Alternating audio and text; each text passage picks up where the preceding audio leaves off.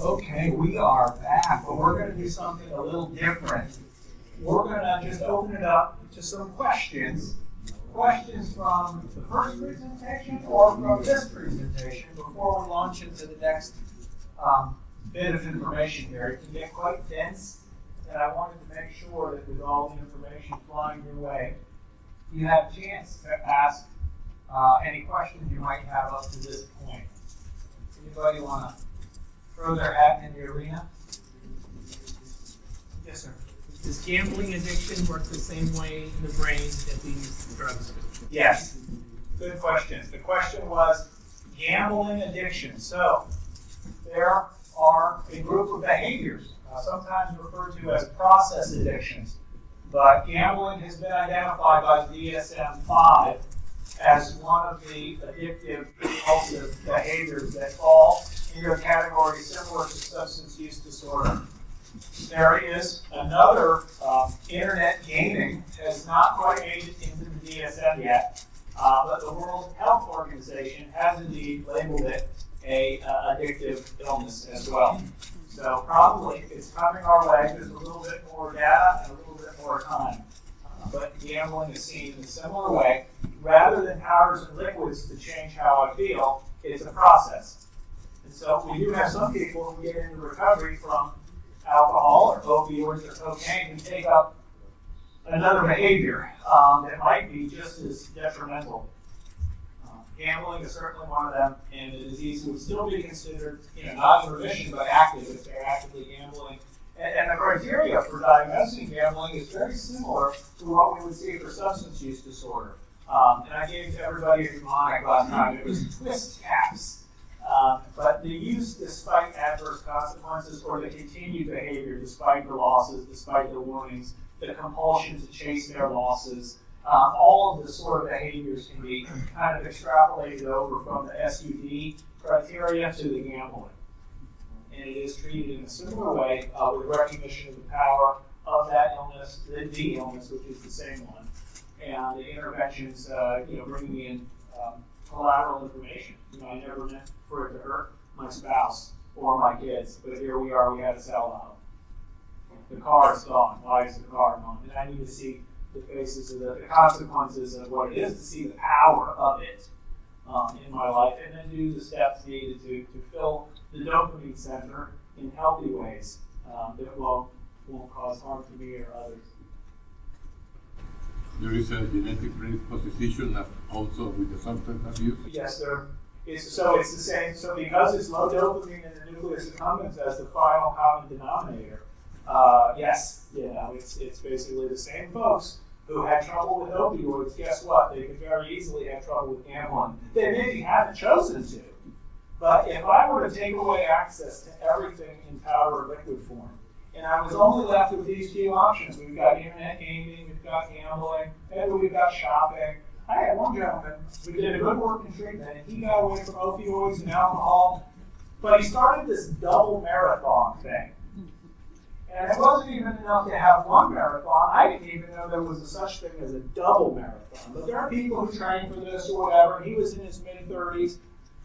And after a year or two, he got out of treatment. He was seen by the orthopedic surgeon who said, "You have hips of a 70-year-old. And he said, "You're going to need to stop double marathons. Why don't you run 4 or 5, 6 miles a day?" And he said to the doctor, "You can replace my hip now, and in the next 3 years, schedule me for the next one because I'm not stopping." Is he well? No, the disease is still active in him. He just switched seats like him. Yes. How about the pain management doctors using ketamine therapy for pain? Is that considered risky to say? The question is on ketamine. Right for the jugular on that. Controversial, these are push button things because it's touted as life-saving.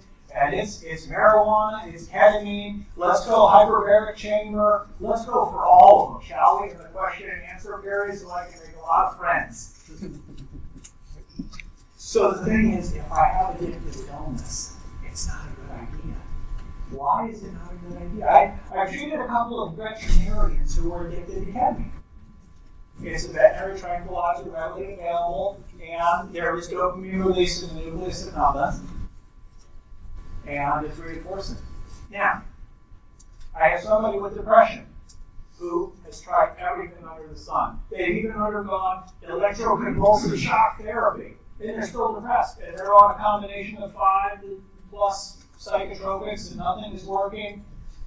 But they don't have the disease of addiction. They have very, very severe mental illness of another form, as in depression. Can be life-changing, life-helping, very good for them. Very good for them.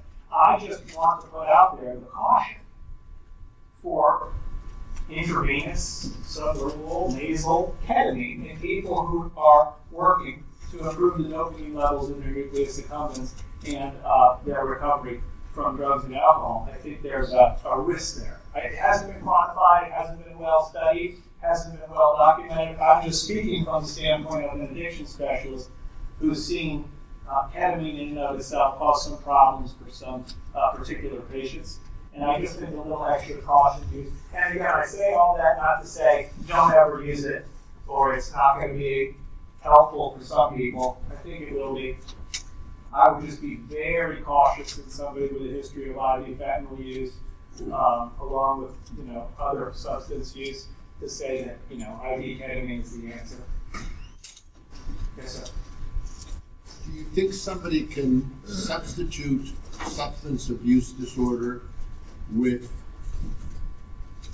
going to meetings for substance abuse as a disorder itself in an obsessive fashion? Oh, it's wonderful. It's wonderful if we can leverage the character traits of some control and some obsession to leverage it into healthy activities. Again, we just have to be cautious about something like double marathons, because that's hip replacement. But if I go to 2 or 3 or 4 meetings a day, what's the downside on that if I'm not using it? It interrupts your life, your working life, etc., etc. I know, but if let's say I do it around work, I still have family relationships, everything in balance, right? I mean, 30 years. What we're trying to do with the low dopamine in the nucleus accumbens is we're trying to put in little wedges of small amounts of dopamine that will help to heal. Now, initially, they're going to feel like nothing. They're going to feel like boring, wasted time. I used to have hobbies. I go to the fringe and I fish every Saturday, and then I stopped when I got sick with addiction. So I tell that individual, go back to the bridge, put the line in the water, and what he tells me is after 8 weeks, all of a sudden the sun is out, the birds are flying, the fish are swimming. And I said, where were they last week? He said, I don't know, but I see them now. So there's this element, back to that physical therapy example, where it's like go through the motions of healthy things, and eventually the traction takes hold. So it's going to be little wins like positive influence, people who are supportive of me, removing negative influences, people talking negative to me, going to community support meetings like AA and NA, something to where I receive people. There's a medicine, if you will, of this group therapy, of being in the same position and supportive of one another. Can't always identify how and why, but the VA has done a good job of quantifying the number of meetings attended per year relate to recovery rates or abstinence rates. So people who go to 1 to 2 meetings a day over a 1-year period, it looks like the graph levels off around 70% abstinent at 5 years. And the interesting thing about that is it's like a dose response curve, like medicine. So if somebody goes to like 1 meeting a week versus like 7 meetings a week versus 14, but there's a leveling off. So if you go to 3 or 4 meetings a day, it's no more helpful than if you went to 1 or 2. If that makes any sense. So it's a medicine, if you will, it's an intervention. But if you take it to the nth degree, it's not going to provide you any more. It plateaus off at some point, but there's no doubt that it's helpful. There's no doubt that it puts dopamine in the place where we want it to go. Yes, sir. Statistics are showing 1 in 4 in America, people are obese or overweight. And obesity, knowing medically what the risk factors are, whether it's diabetes, heart disease, all other kidney disease, and all those knowingly, and morbidity and mortality associated with this. And I'm surprised that we're not calling that a food addiction. Okay? And it's not making it to one of your slides, making this as a food addiction. I like it. Where It's there's called a a food major, addiction. where there's a medically major problem in the health. It's a very good point. It's a very good point. Some of it, we're starting to get into how back to the over-exercise, back to overeating, over-drinking of fluids, over-sexual activity, overactive of natural rewards, right? Could they be, are they, a part of addiction? The answer is yes. The answer is yes. We have enough data there.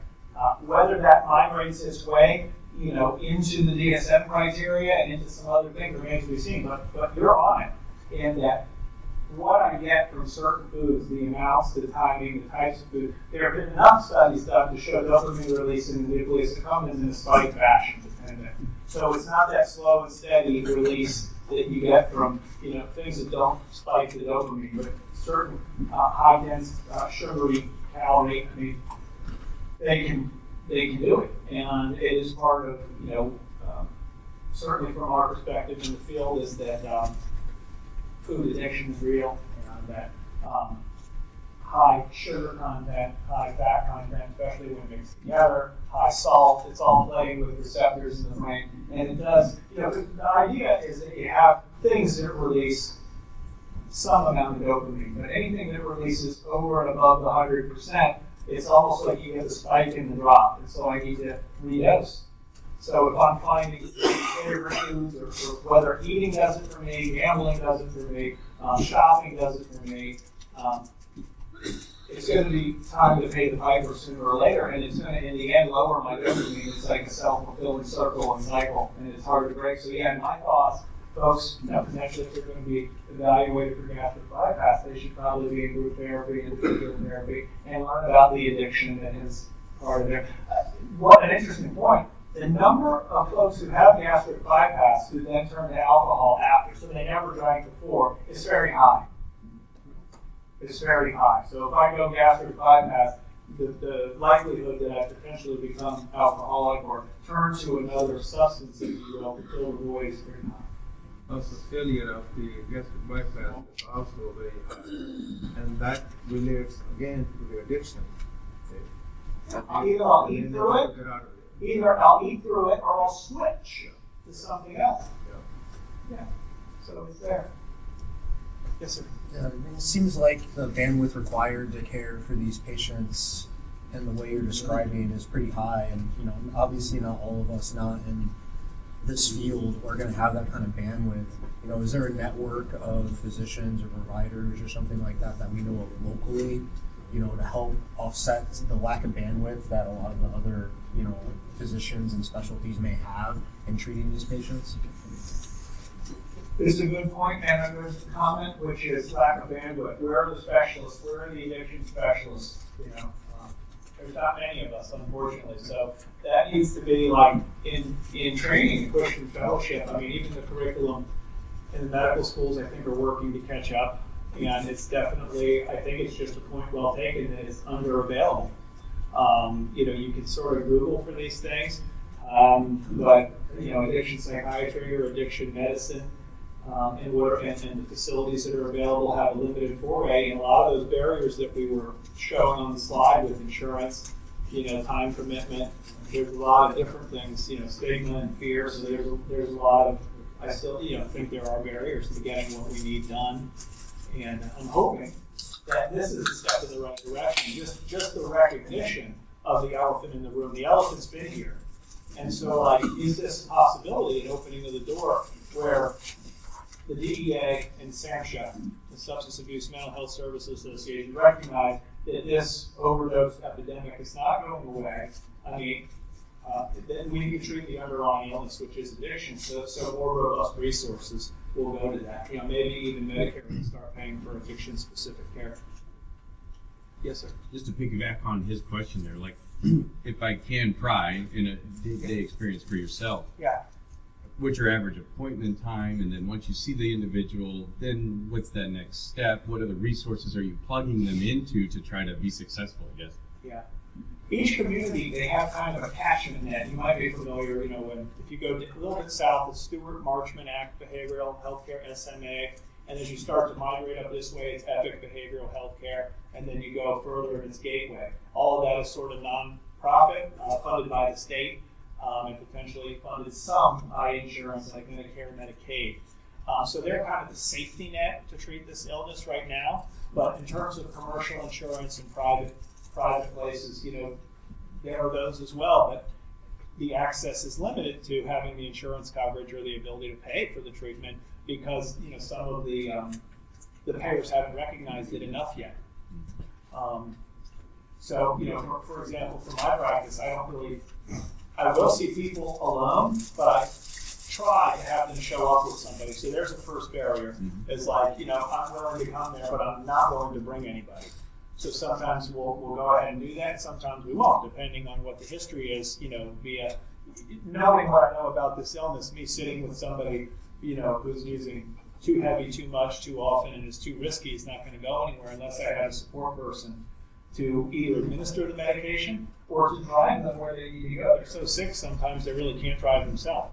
So if somebody's drinking a fifth of Jack Daniels, how can I even make an appointment to have them come to the office unless somebody drives them?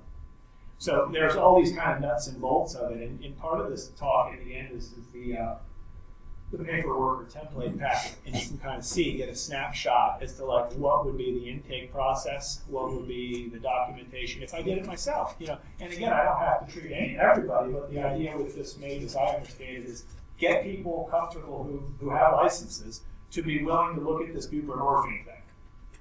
And then get them more comfortable with assessing the fact, accepting it's a medical illness, number one. And then basically being able to grade mild, moderate, or severe. And then knowing, based on the severe status, and they don't have much support, that's residential type stuff. So I need to call Gateway for beds, or have my case manager call Gateway for beds. Or they do have potentially commercial insurance, and they should call this facility or that facility that accepts commercial insurance. Are you, on average, or how much time are you spending with the patient? Oh, it's a long time. Like half an hour? Yeah, a new visit, so they're doing 30 to 45 minutes of kind of paperwork, just waiting to be seen. And then they come in with their support person, minimum of an hour, often between 1 and 2 hours. Okay. Do you do telehealth at all? Yeah. Even in follow-up? Yeah. Well, see, that's where it could work. That's where it could.